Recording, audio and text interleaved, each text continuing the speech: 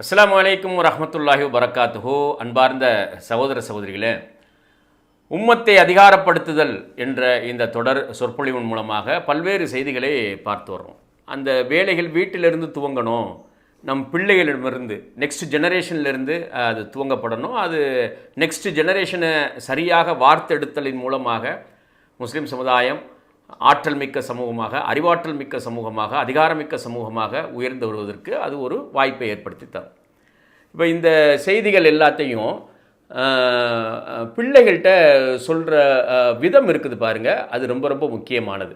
அதாவது போர் அடிச்சிடாமல், ஒரு நெருக்குதலுக்கு உள்ளாக்கிறாமல், அது வந்து ரொம்ப ஒரு அழகான முறையில் ஒவ்வொரு செய்தியை, உயர்வான செய்தியை அழகான முறையில் மென்மையாக சொல்லிக் கொடுக்கணும். அதுதான் வந்து அந்த பயிரிடக்கூடிய முறைகள்.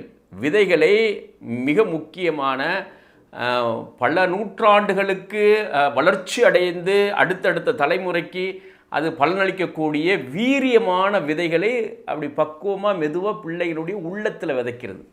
அதில் ரொம்ப முக்கியமானது என்னென்னா, இன்றைக்கி ஜெனரேஷனுக்கு இப்போ படிச்சுட்டு வந்திருக்கக்கூடிய இன்றைய பெற்றோர்களுக்கு இதெல்லாம் வந்துட்டு தெரியுமான்னு தெரியல. இந்த ஸ்டோரி டெல்லிங்னு ஒரு கான்செப்ட் இருக்குது பாருங்கள். அது வந்து நம்ம ப்ளே ஸ்கூலில், மாண்டசரி ஸ்கூலில் அது ஒரு முக்கியமான டீச்சிங் மெத்தடாலஜி. அது வந்து ரொம்ப விரும்புங்க பிள்ளைங்க. அது 90s 80s இருக்க ஸ்கூல்ல எல்லாம் கூட அது வந்து எல்லா ஆசிரியர்களும் அதில் திறன்மிக்கவர்களாக இருந்தாங்க. அதே மாதிரி பெற்றோர்களும் திறன்மிக்கவர்களாக இருந்தாங்க.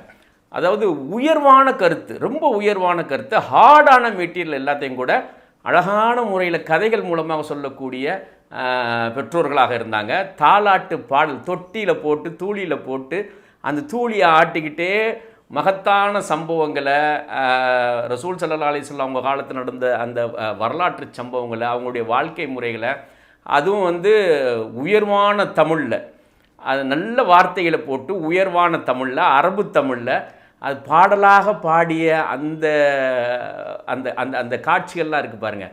அந்த பண்பாடு இருக்குது பாருங்கள், அந்த வாழ்க்கை முறை. நீங்கள் எத்தனை கோடி ரூபா கொடுத்தாலும் சரி, எந்த யூனிவர்சிட்டிக்கும் போனாலும் கிடைக்காது. அதெல்லாம் வந்து இட்ஸ் எ பியூட்டி. ஒரு ஒரு மகத்தான சமூகத்தினுடைய நாகரீகத்தினுடைய உச்சம் அது. அப்போ இந்த ஸ்டோரி டெல்லிங் வந்து பிள்ளைகளை வந்து ஆற்றுப்படுத்தும், உயர்வான சிந்தனைகளை விதைக்கும். அதை வந்து ரிசீவிங் இருக்குது பாருங்கள், ரொம்ப அற்புதமான ரிசீவிங்காக இருக்கும். பிள்ளைகளை வந்துட்டு நைட்டில் படுக்க போகும்போது படுக்க வச்சு தாயோ தந்தையோ உயர்வான கருத்தை வந்துட்டு கதைகளாக சொல்கிறாருன்னு வச்சுக்கோங்க.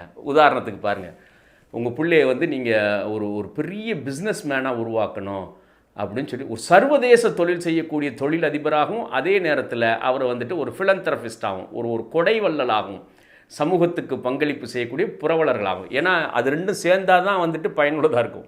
அவன் செல்வமும் கொடையும் சேர்ந்துருக்கணும். செல்வம் மட்டும் இருந்துச்சு, கொடை இல்லை அப்படின்னா அதுக்கு பேர் செல்வம் கிடையாது. அவன் கொடை செல்வம், செல்வத்தோடு கொடை இணைஞ்சிருக்கணும். அதுதான் வந்து பயனுள்ள வாழ்வு. அப்போ அந்த பிள்ளைகளை நீங்கள் உருவாக்க நினைக்கிறீங்களா? யாரை பற்றி சொல்கிறது? இங்கே பாருங்கள், உதாரணத்துக்கு நீங்கள் டெவலப் பண்ணிக்கங்க. சும்மா ஒரு கருவாக சொல்கிறேன், நீங்கள் டெவலப் பண்ணிக்கங்க. மக்காவில் ஒரு நாள் மக்காவில் ரசூல் ஸல்லல்லாஹு அலைஹி வஸல்லம் அவங்களுக்கு ஒரு தோழர் இருந்தாராம். அந்த தோழர் பேர், நண்பர், அவங்களுடைய ஃப்ரெண்டு இருந்தாங்களாம். அவங்க பாஷையிலே பேசுகிறது. அவர் பேர் வந்துட்டு அப்துர் ரஹ்மான் அவருடைய பேர். நல்ல வியாபாரம் பண்ணக்கூடிய திறமையான ஆளாம். மக்காலேருந்து நிறைய பொருள், இரும்பு, துணிமணிகள், ஏன்னா இந்தியாவிலிருந்து போன அந்த காய்ந்த பழங்கள், இது எல்லாத்தையும் வந்து அவர் பல நாடுகளுக்கு ஏற்றுமதி செய்யக்கூடிய ஒரு பெரிய தொழிலதிபராக இருந்தாராம். அந்த பிள்ளைங்க ஆண்டு வாயை பொழுந்து அப்படியே அம்மாவையும் அத்தா யார் கதை சொல்கிறாங்களோ அவங்கள பார்த்துக்கிட்டே இருக்கும். அப்படியே கேட்கும். அப்படின்னா என்ன அர்த்தம்?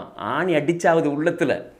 சரியா? அப்போ அந்த அவங்க சொல்லித்தராங்க, என்னாச்சு, ரசூல் ஸல்லல்லாஹு அலைஹி வஸல்லம் வாழ்கிறதுக்கு அது ரொம்ப சிரமமான ஒரு காலமாக போச்சு. மக்கால எதிரிகள் வாழ விட மாட்டேங்கிறான். தௌஹீதை பிரச்சாரம் பண்ணுறாங்க, லா இலாஹ இல்லல்லாஹ்னு சொல்கிறாங்க. அதுக்கு அடிக்க வர்றான், அந்த மாதிரி சொல்லாத அப்படின்னு அடிக்க வர்றான். நிறைய துன்பத்தை ஏற்படுத்தினாங்க. அடித்தான், மிதித்தான், கல்லை தூக்கி போட்டான், இப்படிலாம் பிரச்சனை பண்ணோன்னே என்ன பண்ணாங்க ரசூல் ஸல்லல்லாஹு அலைஹி வஸல்லம், மக்காலேருந்து தூரத்தில் இருக்கக்கூடிய மதீனாங்கிற ஊருக்கு அப்படியே அவங்க எல்லாம் கிளம்பி போகிறாங்க. அப்படி கிளம்பி போகும்போது அந்த அப்துர் ரஹ்மான்கிற தோழரும் ரசூல் ஸல்லல்லாஹு அலைஹி வஸல்லம் கூடவே வந்துடுறாங்க. எல்லா தொழிலையும் போட்டுட்டு, அவங்களுக்கு இருந்த வியாபாரம், அவங்களுக்கு இருந்த செல்வம் எல்லாத்தையும் விட்டுட்டு வந்துட்டாங்க. ஒன்றுமே இல்லை அவங்க கையில். மதீனாவுக்கு வந்து வெறுங்கையோடு நிற்கிறாங்க. ரசூல் ஸல்லல்லாஹு அலைஹி வஸல்லம் பார்க்குறாங்க, பாவமாக இருக்குது. அப்போ என்ன பண்ணுறாங்க ரசூல் ஸல்லல்லாஹு அலைஹி வஸல்லம், அந்த அப்துர்ரஹ்மான்கிற தோழரை கூப்பிட்டு, நான் மதீனாவில் இருக்கக்கூடிய ஒரு பெரிய செல்வந்தரோடு நான் உனக்கு ஃப்ரெண்ட்ஷிப் ஏற்படுத்தி கொடுக்குறேன் அப்படின்னு சொல்லி, சாதுண்டு மதீனாவில் ஒரு பெரிய தொழிலதிபர் இருந்தாங்களாம். பெரிய குடும்பத்தை சேர்ந்த ஒரு பெரிய தொழிலதிபர்.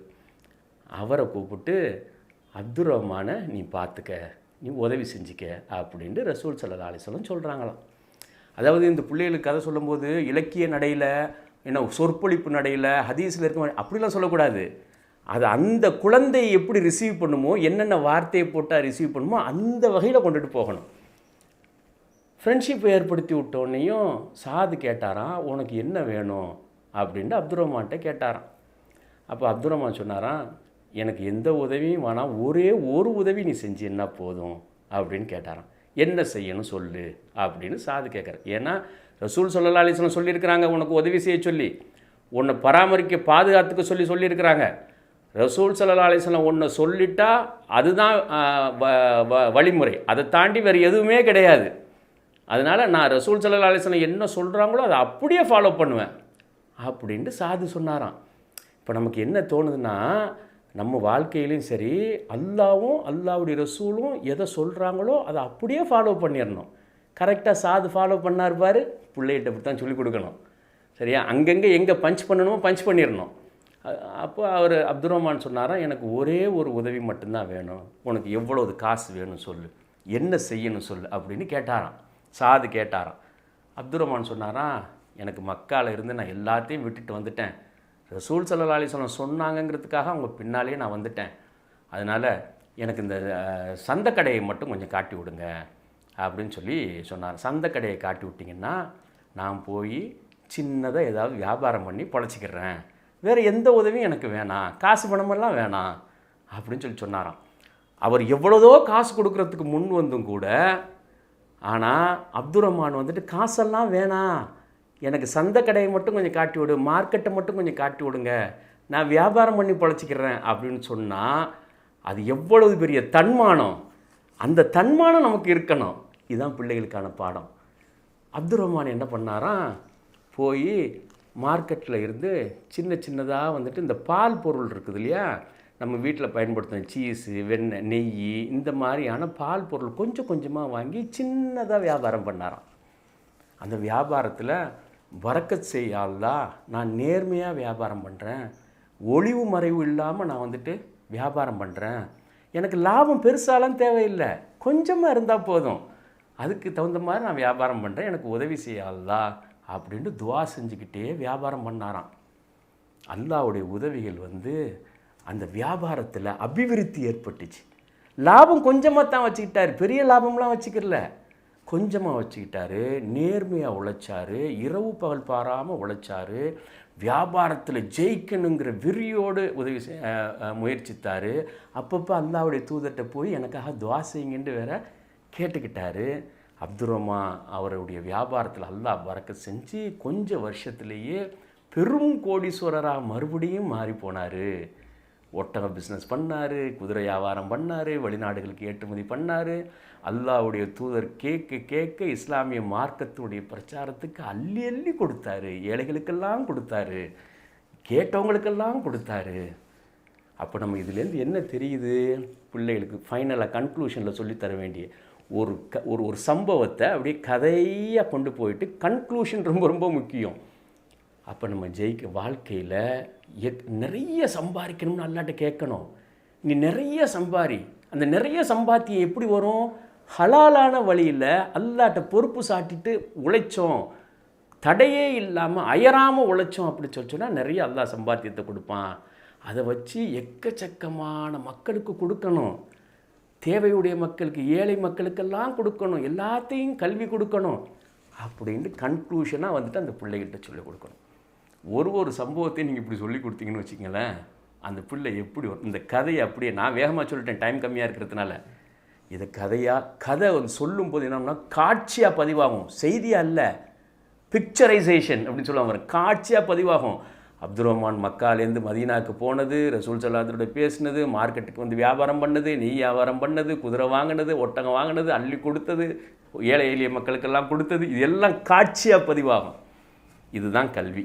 மகத்தான சாதனையாளர்களை வந்துட்டு மக்களுடைய பிள்ளையுடைய உள்ளங்களில் விதைக்கிறீங்க பாருங்கள், இதுதான் கல்வி. அஸ்ஸலாமு அலைக்கும் வரஹ்மத்துல்லாஹி வபரகாத்துஹு. அன்பானவர்களே, கல்வித்துறை வளர்ச்சி ஒன்றினால் மட்டுமே உம்மத்தை ஆற்றல் படுத்த முடியும், அதிகாரப்படுத்த முடியும்.